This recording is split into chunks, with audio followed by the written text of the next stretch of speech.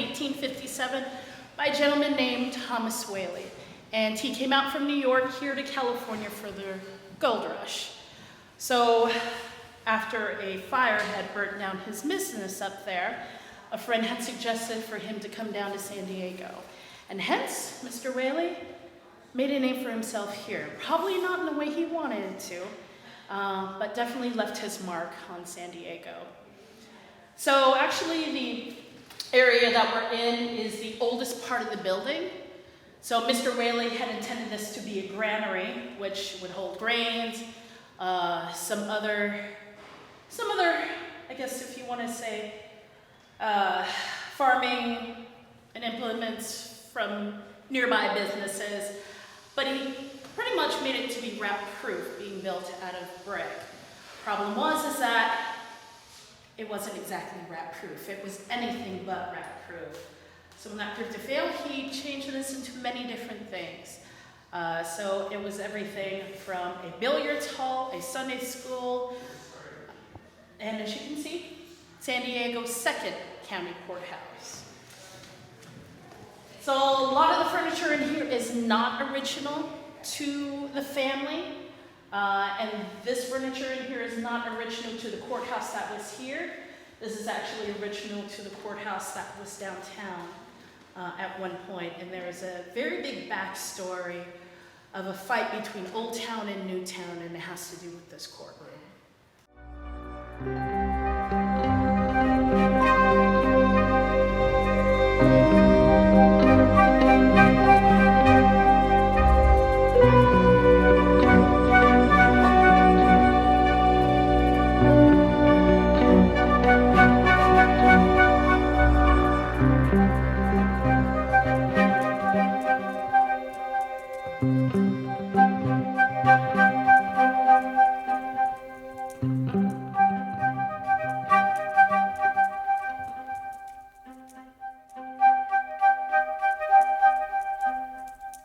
And these are just some examples of what Mr. Whaley would have sold. One of the interesting things that Mr. Whaley would have sold was alcohol. And not that that was uncommon during that time, but what was uncommon is at the time that he was selling alcohol, court was in session right next door. He was selling liquor on legal grounds. And we do believe he was granted to do so by the judge, who was rumored to be an alcoholic. So go figure, they must have some really lively, I guess, sessions, if you will. But we do have his liquor license right over here, which he got for $15 for 3 months. He actually did not want to be known as a storekeeper. So he did have his store to generate income, but behind it was his railroad office. He was secretary for a railroad company. But this room we actually have dedicated more to the women, and not specifically because Victorian women's place was inside the dining room or kitchen, which we have displayed here. We wanted to show that, especially for the Whaley women, they were much more than that. I have Mrs. Whaley right over here. This is her daughter Lillian that we were talking about, and some grandchildren along with great-grandchildren.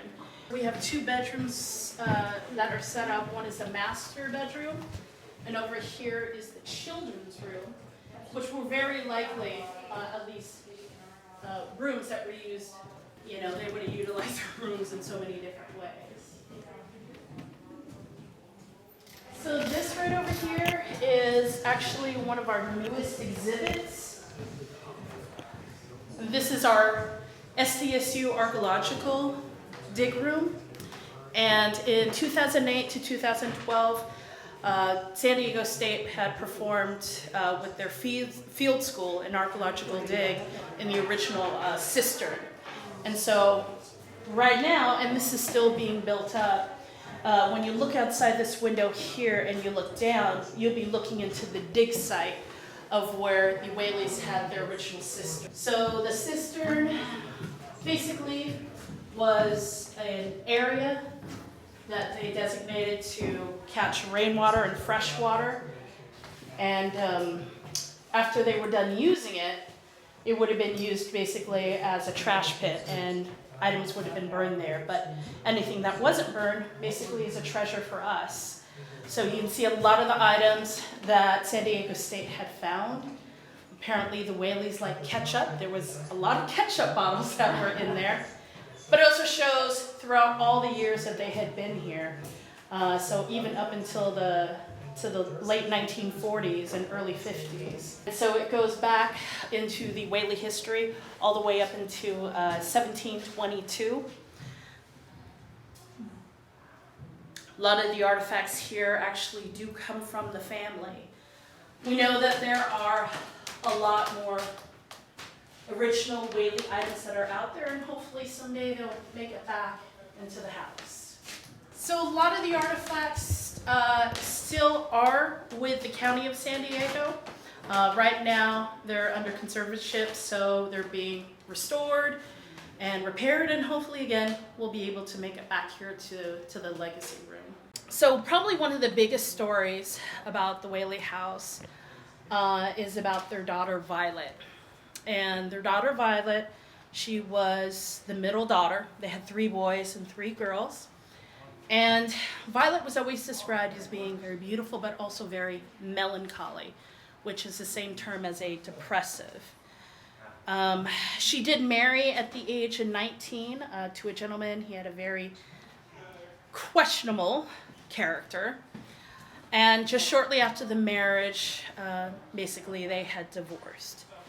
So already suffering from emotional issues and now emotional trauma, she unfortunately didn't deal with it very well.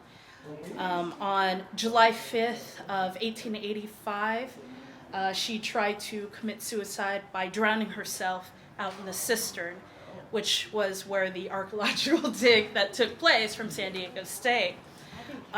She was actually pulled out by her father and saved. She was placed on a suicide watch, and about a month and a half later, she had written a note and basically said that she felt that she was accursed and a curse to everybody that had cared about her. And she took a gun, went outside into the outhouse, and that's where she shot herself in the chest. So her father, who was actually nearby, broke down the door, brought her back out, and she was still alive. So he brought her back inside the house, and where he laid her body is right over here in this area, right behind you. And it actually took her from there 15 minutes to finally pass away. And according to Mr. Whaley, she didn't complain, she didn't make a sound, and she didn't cry. So many people who have heard about the Whaley House do connect with Violet, especially on an emotional level. So in this back parlor area, we dedicate this area to her. In between these 2 parlor areas is this archway right here. And this archway has to do with another big story that we have. It has to do with Yankee Jim Robinson. He was a criminal that was executed here on the property before the house was built. So yes, Mr. Whaley, he knew about what took place on these grounds, and he still bought the property anyways. So according to Mr. Whaley, he said around about where this archway was put in, he said that's about where Yankee Jim was hanged. Many people who have gone underneath this archway have felt a choking sensation, hard to breathe, extreme shooting pains, usually with gentlemen. In the 1930s, when they paved over San Diego Avenue, pretty much if you've seen movie Poltergeist, they removed the headstones but not the bodies. So there are grave sites right out here on the street, sidewalk, and the back alley is the kids section.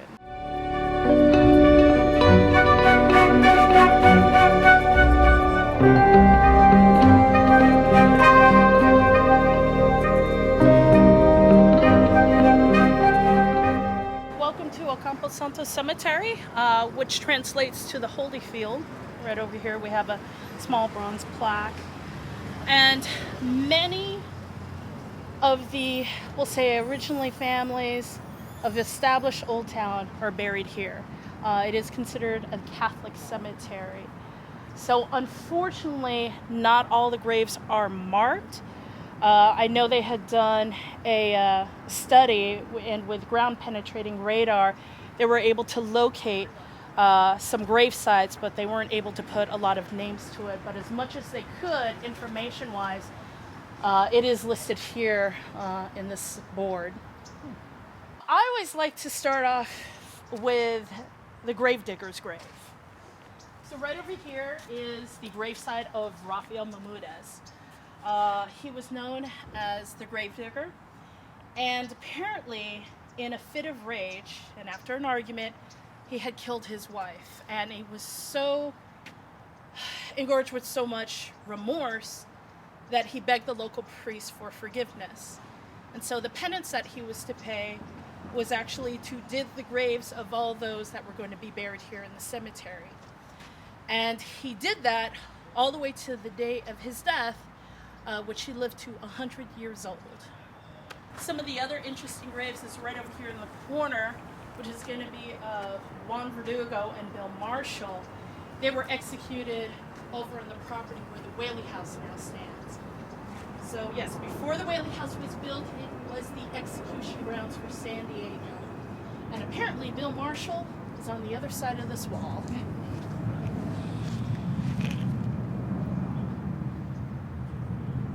And then what's the fencing that's around some of the grave sites? Does that specify anything in particular? Or not specifically, although a lot of it was originally to keep out animals. Nowadays it's decorative, but also to keep people away from tampering with some of the graves. So this is the grave of James Robinson, or probably more commonly known as Yankee Jim. He was executed on the property at where the Whaley House now stands. He was hanged. Now, according to legend, is that he was too tall for the gallows. So when he dropped, his neck didn't automatically break. He was able to touch the ground with his tippy toes. And apparently he died of strangulation. Took him more than a few minutes to do so. And as we understand it, he would have been the last execution there that took place on the property.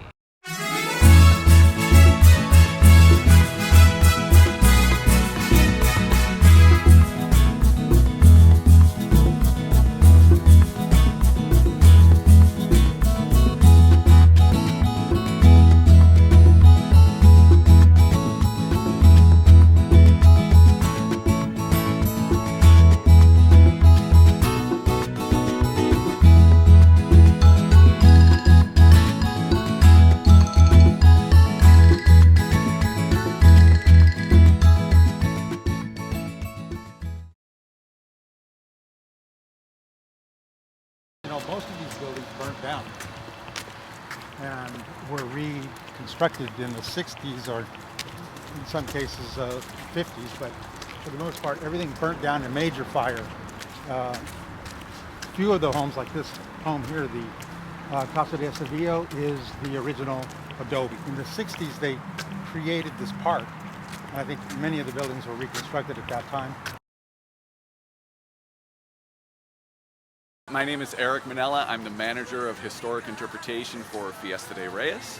Fiesta de Reyes is a large concession with multiple shops and restaurants inside Old Town San Diego State Historic Park. And Old Town San Diego State Historic Park is a special place because it represents this beautiful and tragic and rapid transition from Mexican culture to American culture. It interprets the period 1821 to 1872, all the way back to when Mexico controlled this area, up to when the United States took control of the area. And Fiesta de Reyes is one little spot within that. And this area here, our little plaza, Fiesta de Reyes, this was part of the town back in the day. In the 1820s and 30s and 40s, there were little, Mexican adobes scattered throughout here. There's a little space over there. We have an archaeological exhibit where you can see one of the foundations of the old buildings. But what you see here today is actually a motor court that was built in 1939, the Casa de Pico motor court. It looked quite different, but the buildings were exactly the same as they were back then. And now it is Fiesta de Reyes, which honors both the Mexican and the American periods of historic San Diego. And we have all sorts of stuff here. There's 19 different shops that are all locally owned. They sell unique gifts and products, a little bit of everything for everyone. We've got a toy store, we've got a souvenir shop, we've got wonderful tiles and talavera and gifts from Mexico, even stuff from South America, all sorts of wonderful stuff. We also have a stage with live entertainment. We have music and dance most of the days of the week. In our strange COVID world now, we do a little bit less of the entertainment, but we still have it going. And a great restaurant right here in Fiesta de Reyes, Casa de Reyes restaurant.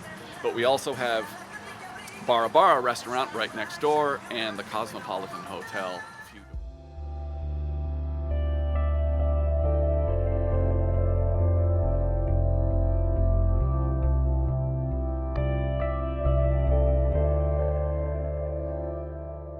They don't get a lot of notoriety. The fact that they were the original people here, Spanish came in, changed their culture completely. Many of them died out because we brought disease with us that they were not prepared for, and they were pushed to the hills. So now that we're starting to recognize them, which is, I think, a good thing. And at this park, the river used to flow right here. You can see it down here. The San Diego River used to flow right by here, which is why they were here. And but now they've moved them to the East County.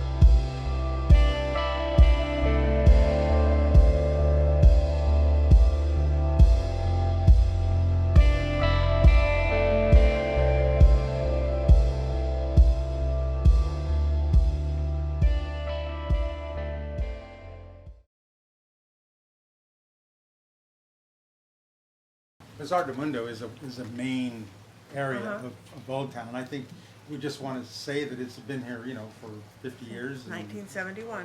I mean, Diane does an amazing job of, creating design and products that she brings in and what have you. Right. The gallery has been a part of her stores for Since day one. Most of the jewelry in here is handmade.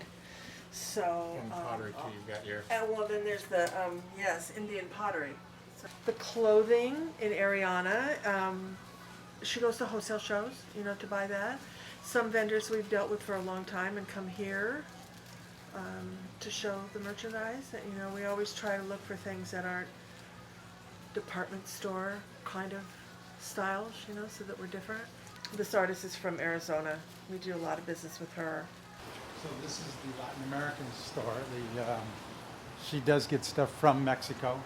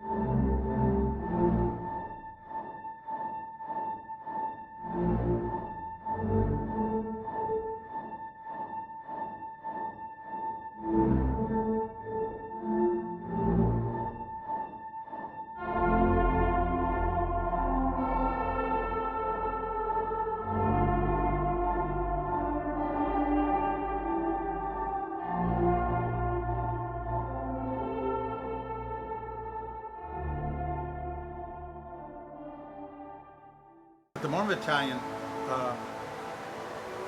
built this facility, gosh, it's been what, This is 12 years. 12 years ago. They have been the best neighbors that you could possibly want. They are amazing. They are much like the original soldiers that came here that helped Old Town regroup and prosper, and you just can't find better neighbors. And they have the history of Old Town in this building. Probably the only place that you'll really find anybody telling the story.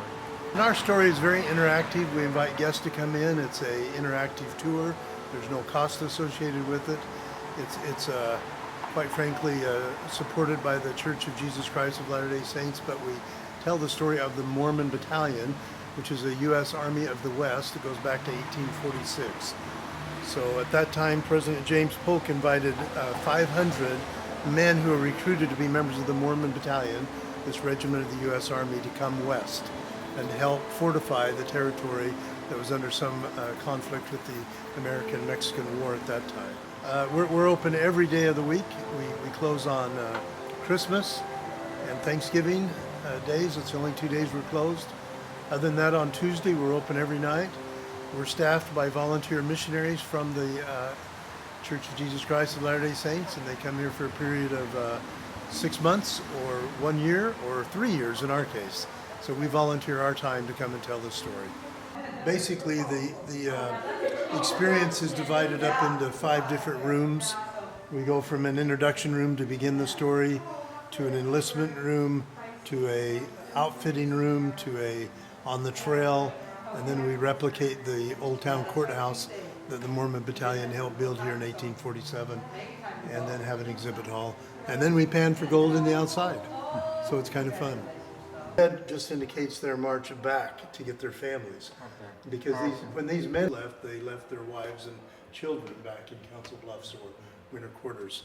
And so, you know, this would then give you a feel for the modern day layout of the various states and their geographic boundaries.